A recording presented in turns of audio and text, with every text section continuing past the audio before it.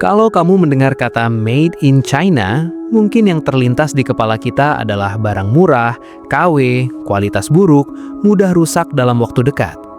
Jawaban itu adalah benar jika ditanyakan pada 20 tahun yang lalu. Namun jika pertanyaan itu ditanyakan saat ini, sepertinya jawaban itu tidak lagi akurat. Saat ini Cina bukan lagi sekadar pengikut atau peniru. Saat ini mereka telah menjadi pemimpin. Dari jaringan telekomunikasi super cepat, kereta maglev yang melesat bak peluru, dominasi mutlak di industri mobil listrik, hingga nama-nama perusahaan besar seperti Huawei, Tencent yang dapat membuat negara-negara barat ketar-ketir. Cina kini mendominasi hampir 90% teknologi strategis dunia yang krusial bagi masa depan umat manusia. Lantas, bagaimana mungkin negara dulunya terpuruk dalam kemiskinan dan ketertinggalan teknologi, sekarang bisa menyalip para raksasa global dan berdiri di garda terdepan inovasi?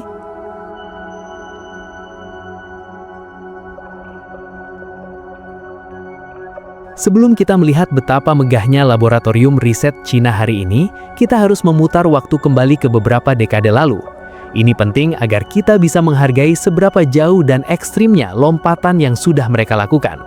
Pada akhir abad ke-20, sekitar tahun 1980-an hingga awal 1990-an, posisi Cina di kancah teknologi global bisa dibilang sangat memprihatinkan. Ketika Amerika Serikat sedang asyik memimpin revolusi komputer pribadi dan internet, serta Jepang mendominasi pasar elektronik dunia dengan inovasi mutakhirnya, Cina masih berkutat dengan masalah ekonomi mendasar. Industri mereka saat itu sangat bergantung pada intensitas tenaga kerja tingkat rendah. Mereka adalah pabrik dunia, tetapi dalam artian lain, mereka hanya merakit komponen yang didesain dan dibuat oleh negara lain. Di era inilah lahir istilah kultur Shanzai. Shanzai awalnya merujuk pada produk-produk elektronik tiruan mulai dari handphone, jam tangan, hingga laptop yang dibuat di bengkel-bengkel kecil wilayah Shenzhen. Merek-merek global seperti Nokia, Motorola, atau Apple dipelajari secara terbalik atau reverse engineering, lalu dibuat versi KW-nya dengan harga yang super murah. Di mata dunia, Cina saat itu dipandang sebelah mata. Mereka dianggap tidak punya kapasitas intelektual untuk berinovasi. Mereka dicap sebagai plagiator ulung yang hanya bisa menyontek ide orang lain tanpa bisa menciptakan sesuatu yang orisinal. Namun, di balik cibiran dunia internasional, ada sebuah strategi besar yang sedang berjalan secara perlahan, namun pasti. Kultur Shanzai dan industri tiruan ini ternyata menjadi sekolah gratis bagi jutaan teknisi dan insinyur lokal di Cina. Melalui proses meniru, mempreteli, dan merakit ulang produk-produk canggih barat, para pekerja dan pelaku industri di Cina belajar memahami anatomi teknologi modern. Mereka belajar bagaimana sebuah chip bekerja, bagaimana jalur sirkuit didesain, dan bagaimana manajemen rantai pasok global dioperasikan. Pemerintah Cina menyadari betul bahwa posisi sebagai perakit barang murah tidak akan membawa negara mereka menjadi adidaya. Menjadi buruh bagi perusahaan asing hanya menghasilkan keuntungan yang sangat kecil, sementara keuntungan terbesar bermuara di kantong perusahaan-perusahaan barat yang memegang hak paten. Titik balik ini memicu kesadaran kolektif yang luar biasa di Beijing. Untuk menjadi negara yang dihormati dan kuat secara ekonomi maupun geopolitik, Cina harus bertransformasi dari sekadar tempat perakitan menjadi pusat penemuan. Langkah paling logis yang diambil oleh Cina untuk membalikan keadaan adalah menyuntikkan dana dalam jumlah yang luar biasa besar ke sektor riset dan pengembangan atau R&D. Mereka paham betul bahwa inovasi tidak jatuh dari langit. Inovasi adalah produk dari investasi finansial yang konsisten, berani, dan berjangka panjang. Jika kita melihat grafik pertumbuhan anggaran riset Cina dalam 2 dekade terakhir, polanya benar-benar mencengangkan. Anggaran Research and Development Cina meroket dengan kecepatan yang tidak tertandingi oleh negara manapun di dunia. Saat ini Cina menempati posisi kedua secara global dalam hal total pengeluaran riset, dan dalam beberapa kalkulasi berbasis daya beli real, mereka sebenarnya sudah sangat dekat atau bahkan melampaui posisi Amerika Serikat. Setiap tahunnya, ratusan miliar dolar AS dialokasikan khusus untuk mendanai riset-riset mutakhir. Namun yang membuat investasi Cina ini sangat efektif bukan hanya soal nominal uangnya yang besar, melainkan bagaimana uang itu didistribusikan. Pemerintah Cina tidak menyebar anggaran secara acak, melainkan memusatkannya pada proyek-proyek strategis nasional yang berdampak besar. Mereka mendirikan laboratorium-laboratorium nasional kelas dunia dengan fasilitas yang sangat mewah dan lengkap. Laboratorium ini tidak hanya diisi oleh peralatan standar, melainkan instrumen-instrumen sains paling mutakhir yang seringkali tidak mampu dibeli oleh universitas-universitas di barat karena kendala anggaran. Selain itu, skema pendanaan riset di Cina dibuat sangat kompetitif, namun sekaligus memberikan kepastian jangka panjang bagi para peneliti. Ketika seorang ilmuwan di Cina mengajukan proposal riset yang sejalan dengan peta jalan teknologi nasional, misalnya di bidang material baru, kecerdasan artifisial, atau bioteknologi, proses birokrasinya dipangkas dan dana segar segera dikucurkan dalam skala yang masif. Investasi gila-gilaan ini menciptakan efek domino yang luar biasa. Para peneliti tidak perlu lagi pusing memikirkan kekurangan dana di tengah jalan, sehingga mereka bisa fokus penuh mengejar penemuan-penemuan baru. Dampaknya langsung terlihat nyata. Jumlah paten internasional yang diajukan oleh entitas Cina kini menjadi yang tertinggi di dunia, dan kontribusi ilmiah mereka dalam jurnal-jurnal sains bereputasi tinggi seperti Nature dan Science terus mendominasi panggung global.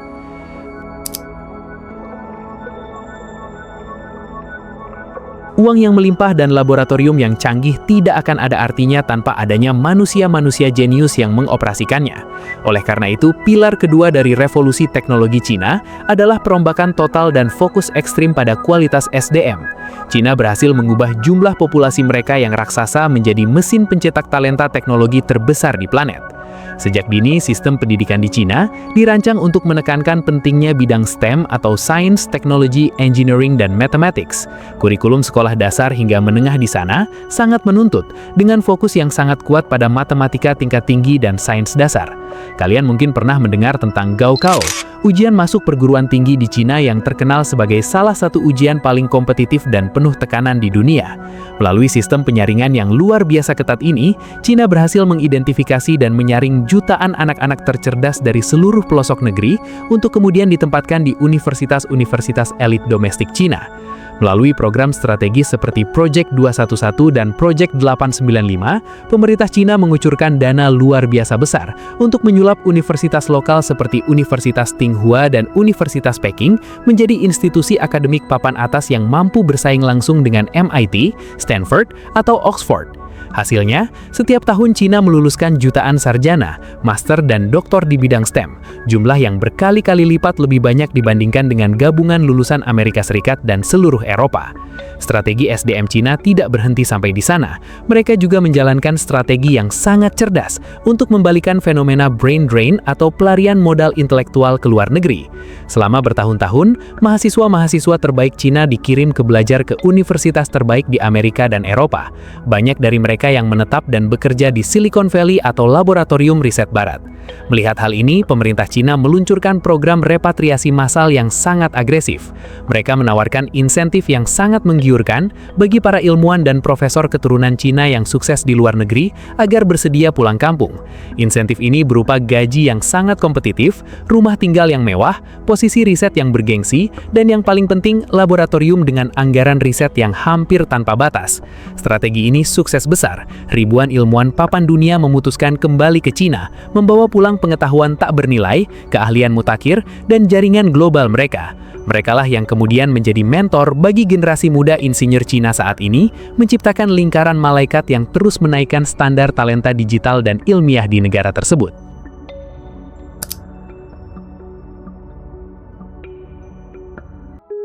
Salah satu keunggulan kompetitif terbesar Cina yang seringkali membuat negara-negara barat iri sekaligus tak berdaya adalah kultur pemerintahan dan sistem politiknya. Di banyak negara demokrasi, kebijakan publik dan arah pembangunan seringkali berubah setiap 4 atau 5 tahun sekali, tergantung siapa yang memenangkan pemilu. Akibatnya, proyek teknologi jangka panjang seringkali terbengkalai atau dibatalkan di tengah jalan karena pergantian rezim. Di Cina, hal seperti itu tidak terjadi. Sistem pemerintahan mereka memungkinkan adanya kontinuitas kebijakan yang luar biasa stabil dan berjangka panjang. Pemerintah Cina berpikir dan merencanakan masa depan bukan dalam hitungan tahun atau periode pemilu, melainkan dalam hitungan dekade.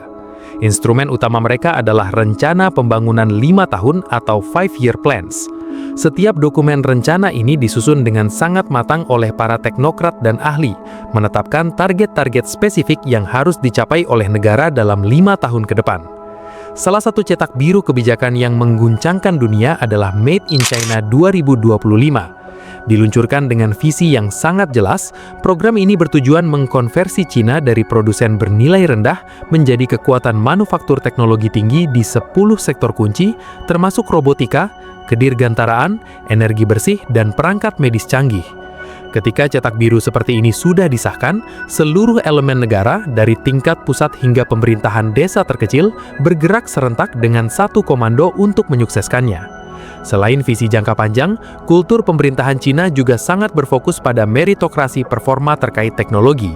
Indikator kinerja utama atau KPI dari para pejabat daerah di Cina tidak hanya dinilai dari seberapa besar mereka menjaga stabilitas, tetapi seberapa sukses mereka mendorong inovasi, pertumbuhan ekonomi digital, dan menarik investasi teknologi di wilayah mereka.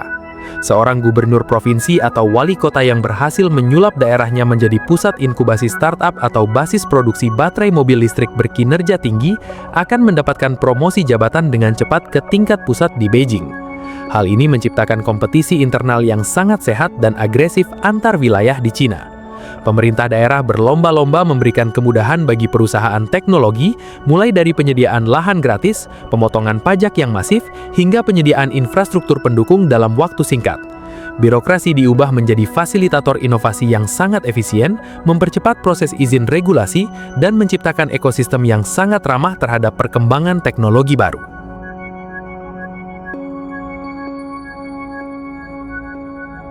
Model kapitalisme yang diterapkan di Cina memiliki karakteristik yang unik yang sering disebut sebagai sosialisme dengan karakteristik Cina. Dalam konteks teknologi, hal ini melahirkan sebuah sinergi yang luar biasa kuat antara pemerintah sebagai regulator dan penyedia arah dengan perusahaan-perusahaan swasta raksasa sebagai ujung tombak eksekusi di lapangan. Pemerintah Cina mengadopsi konsep yang dikenal sebagai national champions atau juara nasional. Mereka mengidentifikasi perusahaan-perusahaan swasta lokal yang memiliki potensi besar untuk bersaing di kancah internasional, lalu memberikan dukungan penuh di belakang mereka.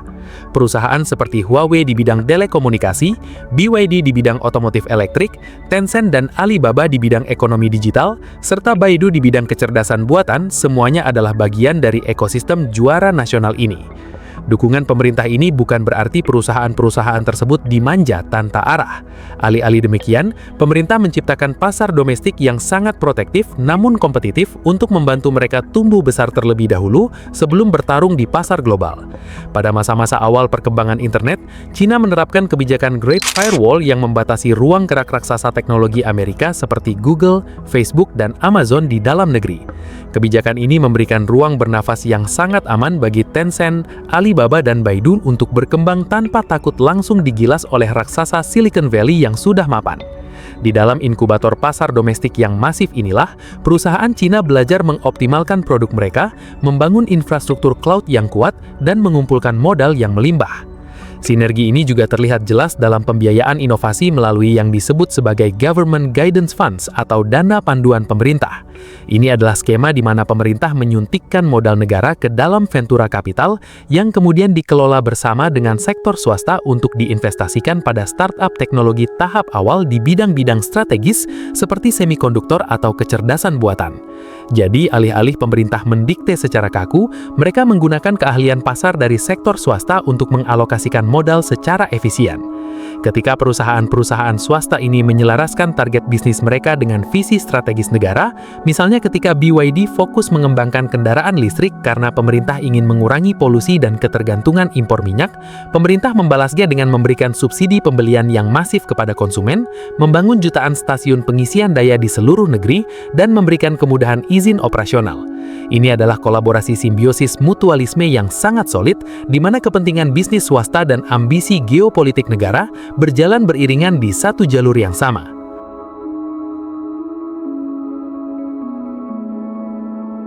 Selain pilar-pilar utama yang sudah dibahas tadi, ada dua faktor unik yang seringkali menjadi senjata rahasia Cina dalam mengakselerasi kemajuan teknologi mereka.